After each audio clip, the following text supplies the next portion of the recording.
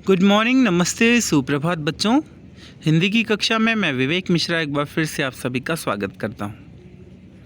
जी हाँ, इस समय हम स्पर्श नामक बुक पढ़ रहे हैं, स्पर्श नामक किताब पढ़ रहे हैं हिंदी की, जिसमें पहला पाठ है धूल। जी हाँ, बताना चाहूँगा कि रामविलास शर्मा जी की यह कृति है यहाँ पर, और इनके जन्म के बारे में बताया गया है 1912 से 2000।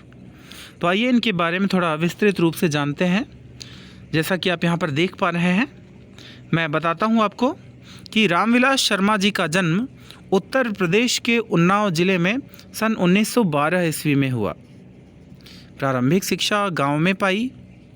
उच्च शिक्षा के लिए ये लखनऊ आ गए। जी हाँ, उन्नाव से निकल करके लखनऊ गए उच्च शिक्षा प्राप्त करने के लिए।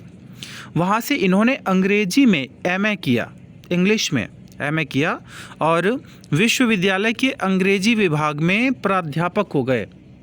जी हाँ, विश्वविद्यालय में ही अंग्रेजी विभाग के प्राध्यापक हो गए। प्राध्यापन काल में ही जब वो प्राध्यापक थे उस विश्वविद्यालय में, तो उसी प्राध्यापन काल में ही इन्होंने पीएचडी की उपाधि अर्जित की। अब आप सोच रहे होंगे कि ये कैसे संभव है। हिंदी से इन्होंने पढ़ाई नहीं की, इन्होंने अंग्रेजी भाषा से जो है मास्टर ऑफ आर्ट की उपाधि इन्होंने ली, एमए किया, और इसके बाद विश्वविद्यालय में ही अंग्रेजी विभाग में प्राध्यापक होने के बाद हिंदी में हम इनकी रचना पढ़ रहे हैं। तो आइए और अधिक जानते हैं इनके बारे में कि प्राध्यापन काल में ही इन्होंने पीएचडी की उपाधि अर्जित की। लेखन के क्षेत्र में पहले कविताएँ लिखकर, फिर एक उपन्यास और नाटक लिखने के बाद पूरी तरह से आलोचना कार्य में जुट गए। आलोचना का अर्थ होता है कि किसी के बारे में अच्छाई या बुराई, किसी की अच्छाई या बुराई को प्रकट करना। रामविलास शर्मा प्रगतिशील आलोचना के सशक्त हस्ताक्षर माने जाते हैं। इन्होंने गोस्वामी तुलसीदास और महाप्राण सूर्यकांत त्रिपाठी निराला के काव्य को नए निकष पर परखा। अब उन्होंने परखा, उसकी आलोचना करी, और क्या किया कि उससे जो भी संबंधित बातें थीं इन्होंने हिंदी साहित्य को दी। अब आगे हम यहाँ पर देखेंगे रामविलास शर्मा जी की प्रमुख कृतियाँ। तो रामविलास शर्मा जी की प्रमुख कृतियाँ हैं भारतेंदु और उनका युग, महावीर प्रसाद द्विवेदी और हिंदी नवजागरण, प्रेमचंद और उनका युग, निराला की साहित्य साधना। 3 खंड में इन्होंने इस जो है साहित्य साधना का विवेचन किया है। भारत के प्राचीन भाषा परिवार और हिंदी, भारत के प्राचीन भाषा परिवार और हिंदी, इसका भी 3 खंड यहाँ पर किया गया है। जी हाँ, और आगे देखेंगे यहाँ पर भाषा और समाज, भारत में अंग्रेजी राज और मार्क्सवाद, इतिहास दर्शन, भारतीय संस्कृति और हिंदी प्रदेश, गांधी, अंबेडकर, लोहिया और भारतीय साहित्य की समस्याएं, भारतीय इतिहास की समस्याएं, क्षमा कीजिएगा, बुद्ध वैराग्य और प्रारंभिक कविताएं, सदियों के सोए जाग उठे, ये कविता है इनकी, पाप के पुजारी नाटक है इनका, 4 दिन उपन्यास है, और अपनी धरती के लोग आत्मकथा है। तो जैसा कि आप यहाँ पर देख सकते हैं कि उन्होंने अपनी कृतियों में हिंदी साहित्य के जो मूर्धन्य कवि और लेखक हुए हैं उनका जिक्र किया है। चाहे भारतेंदु हों, भारतेंदु हरिश्चंद्र जी हों, जिन्होंने जो है भारतवर्षोन्नति कैसे हो सकती है इस बारे में जो है एक बड़ा ही सुंदर चित्रण किया है भारतीय लोगों का।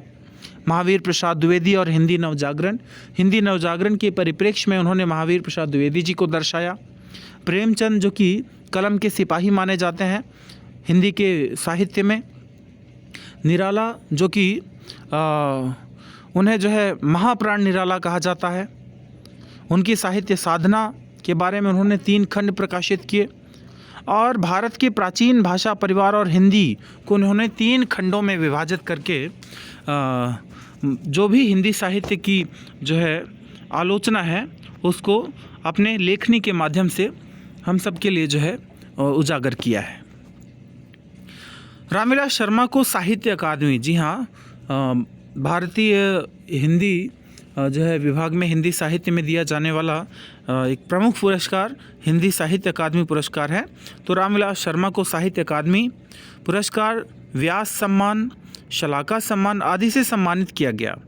इन्होंने पुरस्कार स्वरूप मिली राशि साक्षरता प्रसार हेतु दान कर दी। कई मुहावरों, लोकोक्तियों, देशज शब्दों और अन्य रचनाकारों की रचनाओं के उद्धरणों से ली गई सूक्तियों तथा पंक्तियों से ओत-प्रोत इस पाठ में लेखक ने धूल की महिमा और महात्म्य, उपलब्धता और उपयोगिता का बखान किया है।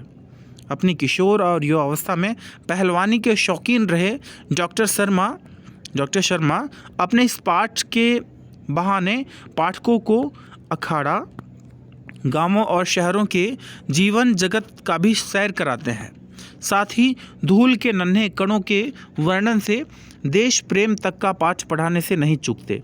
इस पाठ को पढ़ने के बाद पाठक धूल को यूं धूल में न उड़ा सकेगा। जी हाँ, जैसा कि आप देख सकते हैं कि रामविलास शर्मा जी को कई पुरस्कार यहाँ पर मिले, पर उन्होंने पुरस्कार स्वरूप जो भी राशि मिली थी वो साक्षरता के प्रसार हेतु लोगों को साक्षर बनाने के लिए दान कर दी।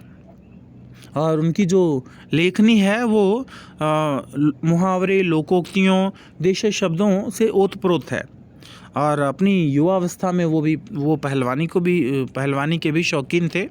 तो इसलिए यह कहा जा सकता है कि रामविलास शर्मा जी एक अच्छे पहलवान भी थे अपने समय के। और इस पाठ के बहाने उन्होंने पाठकों को अखाड़ा और गांवों और शहरों के जीवन में जो विभिन्नता है उसका भी अध्ययन कराते हैं। और साथ ही जिसे हम सामान्य रूप से धूल के कण समझते हैं उसे इन्होंने उसकी महिमा को बताते इस पाठ को यह कहा कि इस पाठ को पढ़ने वाला व्यक्ति कभी धूल को सामान्य धूल नहीं समझेगा। तो आइए हम देखेंगे अगले भाग में धूल के बारे में कि रामविलास शर्मा जी ने इस पाठ में धूल के बारे में क्या बताया है। आशा करता हूं कि उनका जीवन परिचय आपको अच्छी तरह से समझ में आ गया होगा और इनके जीवन परिचय को आप याद करने का प्रयास करेंगे। खास तौर पे इनका जन्म जो कि 1912 ईस्वी में हुआ और इनकी मृत्यु जो कि सन 2000 में हुई है। ठीक है, साथ ही साथ इनकी रचनाओं को भी आपको याद करना है। रचनाओं के अलावा इनकी शिक्षा याद करनी है। और साथ ही इस पाठ में इन्होंने किस प्रकार से धूल को प्रदर्शित किया है अपनी लेखनी के माध्यम से। तो इन सारी चीज़ों को आप अच्छी तरह से अपने मस्तिष्क में स्थान देंगे और जब कभी आवश्यकता पड़ी तो आप अपने लेखनी के माध्यम से इन्हें प्रदर्शित भी करेंगे। ठीक है, तो आशा करता हूँ कि रामविलास शर्मा जी का जीवन परिचय आप जल्दी ही याद कर लेंगे। धन्यवाद। आपका दिन शुभ और मंगलमय हो।